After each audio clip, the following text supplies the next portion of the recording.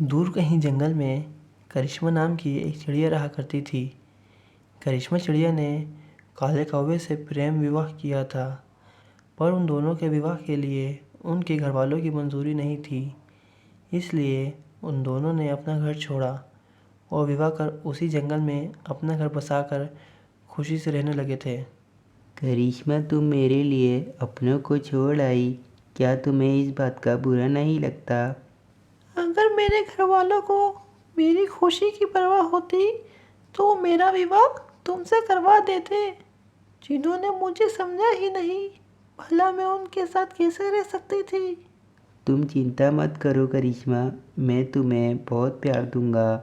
मेरा भी तो तुम्हारे अलावा इस दुनिया में कोई नहीं है। कौवे जी, हम दोनों को सदा यूं ही खुश रहना है। मुझे भरोसा है जब तक तुम मेरे साथ हो तो कोई मुसीबत मेरे पास नहीं आ सकती।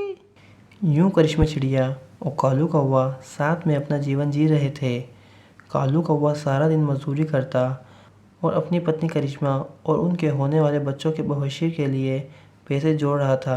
हर दिन जोड़े हुए पैसों को गिनते और सोचते उन पैसों से अपने बच्चों का भविष्य बनाएंगे। कुछ महीने बाद करिश्मा चिड़िया ने 2 जुड़वा बच्चों को जन्म दिया। उन बच्चों को देख करिश्मा चिड़िया और कालू कौवा खुशी से फूले नहीं समा रहे थे। उन्होंने एक बच्चे का नाम चिंकी और दूसरे का नाम पिंकी रखा। चिड़िया और कौवे अपने बच्चों का बहुत ख्याल रखते थे। एक दिन काम से लौट रहे काले कौवे को सामने से आती गाड़ी ने टक्कर मार दी, जिस वजह से कालू कौवा वहीं के वहीं ढेर हो गया।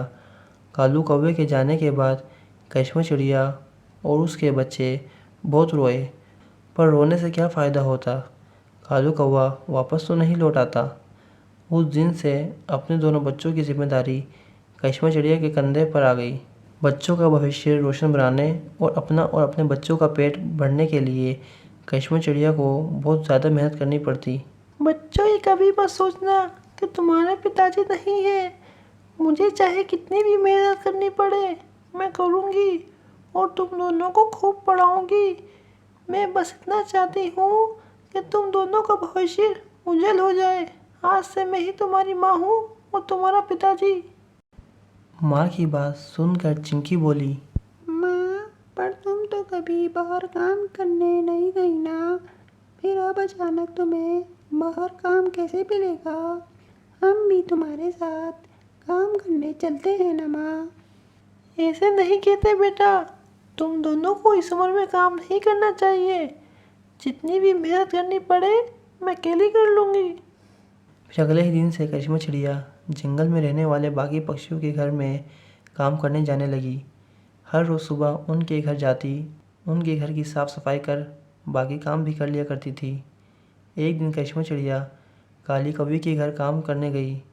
काली कौवी ने उससे कहा, करिश्मा चिड़िया, मैंने सुना है कि तुम्हें पहले से बाहर काम करने की इतनी आदत नहीं।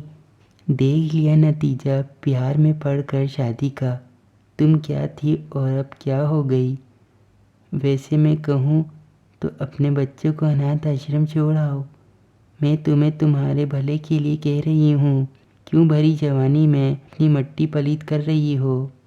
काली कौवी की बात सुनकर करिश्मा चिड़िया को गुस्सा आ जाता है और वो काली कौवी को कहती है, अगर तुमने मुझसे अपने घर का काम करवाना है तो करवाओ, वरना मेरे साथ फालतू बात मत करो। मेरे अंदर इतनी ताकत है, मैं मजदूरी कर अपने बच्चों को पाल सकती हूँ। ये कहकर करिश्मा चिड़िया वहाँ से चली जाती है। वो मजदूरी कर अपने बच्चों को पालती है और उनका रोशन भविष्य बनाने में सफल हो जाती है।